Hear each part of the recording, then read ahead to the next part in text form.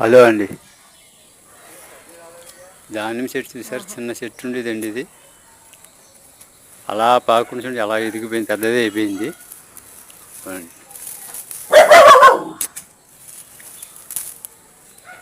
దీంతో పాటు చుట్టూ పిచ్చి పిచ్చి మొక్కలు కూడా అల్లుకుపోయినాయండి. తీగల కింద వేసేసినాయి. అవన్నీ తీసి శుభ్రం చేయాలండి. కాయలు పిందెలు ఇప్పుడు దిగుతున్నాయి. కాయ చాలా ఎర్రగా ఉంటుందండి. ఇది దానిమ్మకాయ.